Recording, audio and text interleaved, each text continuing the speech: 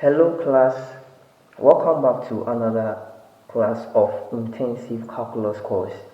In this class we're going to talk about functions, and the functions we're going to look at domain, codomain, range, constant functions, step functions, then piecewise functions.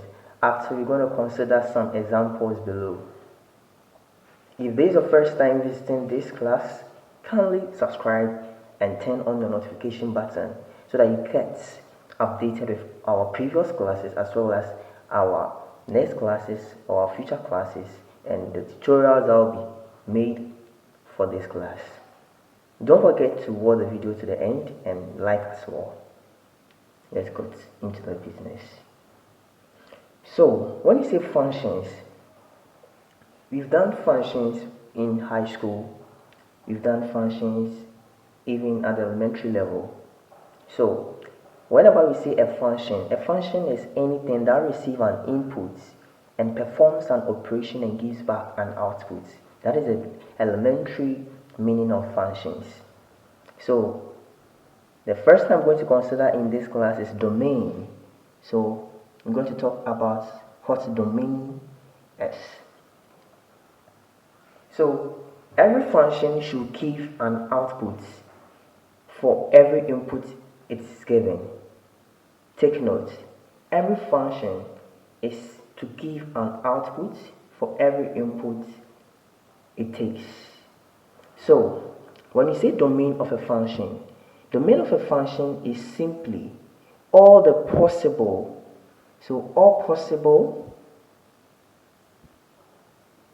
possible inputs that makes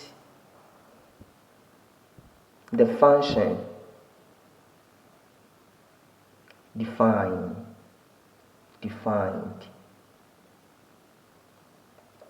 So all possible inputs that make the function defined is what we call domain.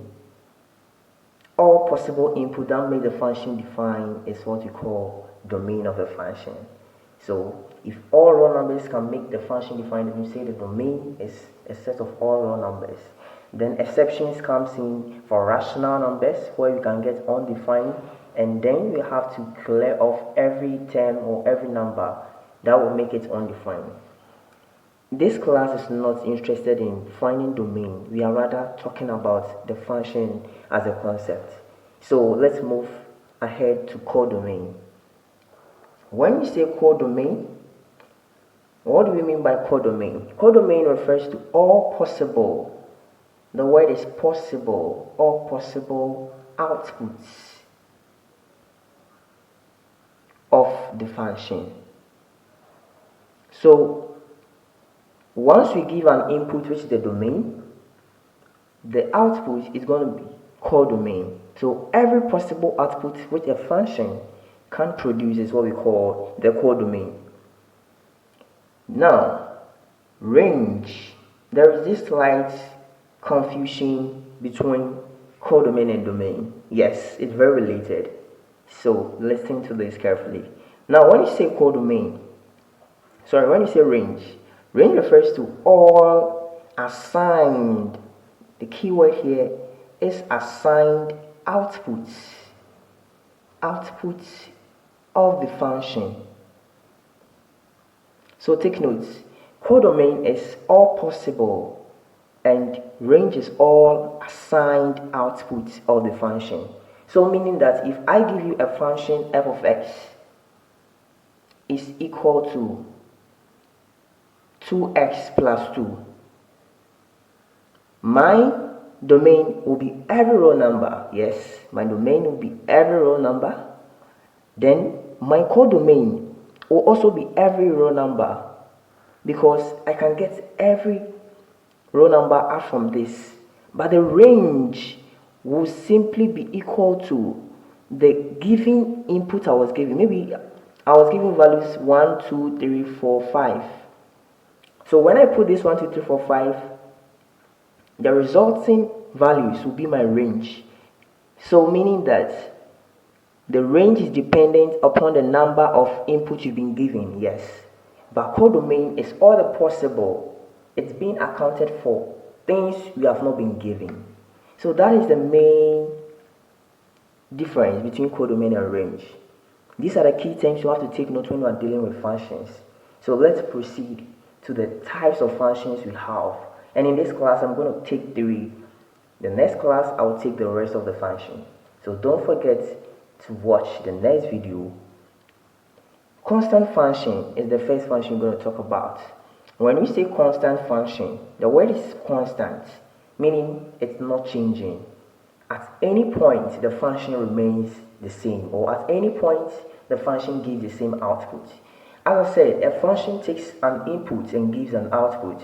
So, if you say this function is constant, meaning that irrespective of what I put in this function, it still remains the same, or it still gives me what it's giving me. Now, let me show you a typical graphical representation. If I draw this,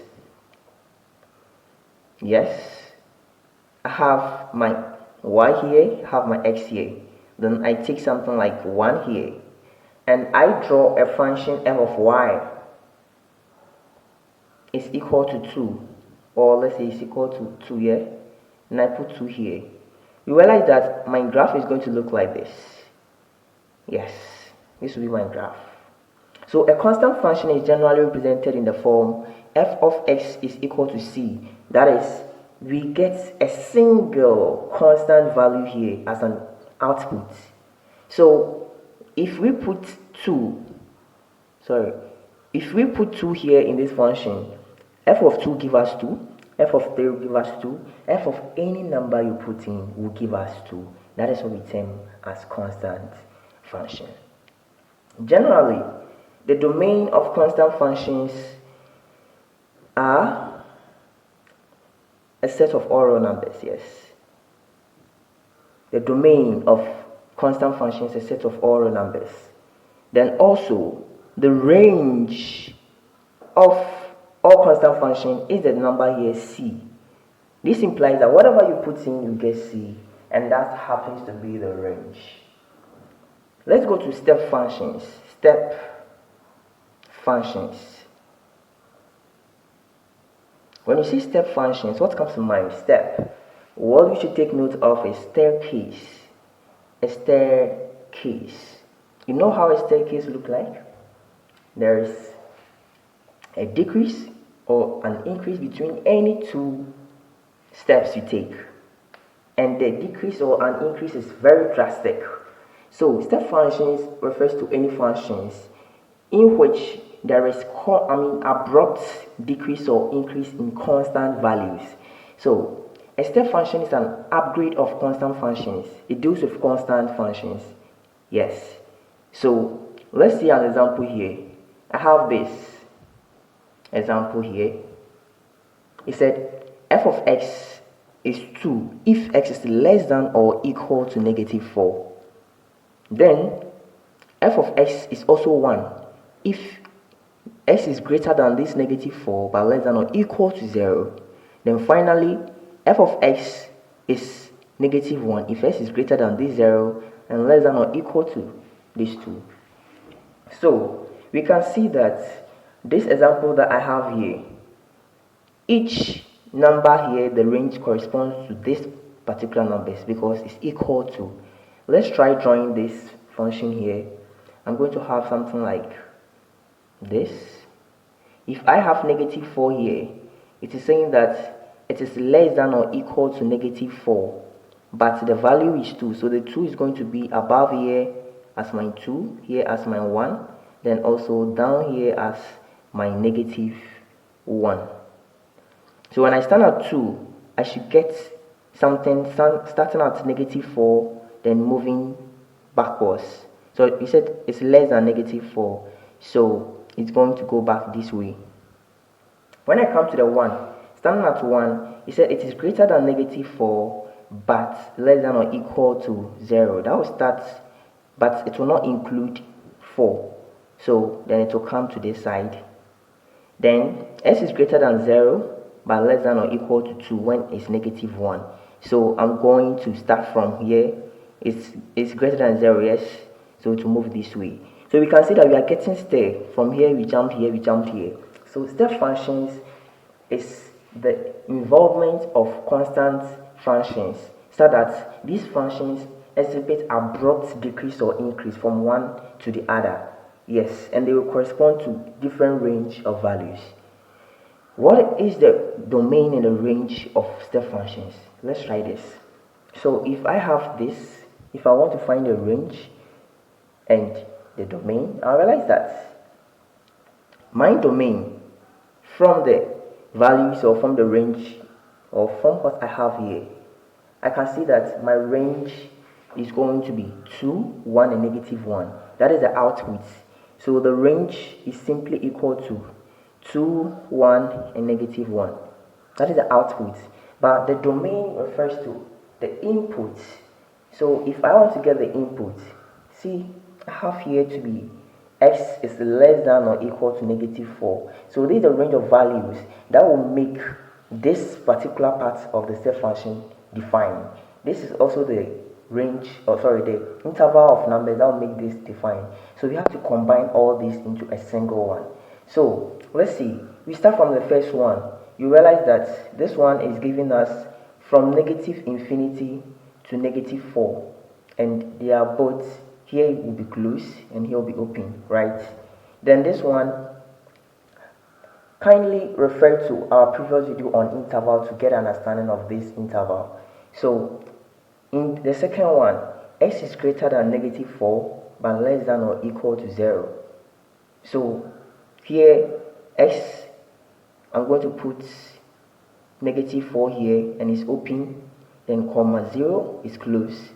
When I come last here, I'm going to get open 0, then 2 close. So if I want to combine or find a union, I'm going to start from, so my domain is actually going to be equal to from -infinity to 2 inclusively.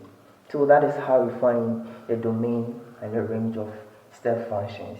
Let's proceed to piecewise function. Piecewise functions.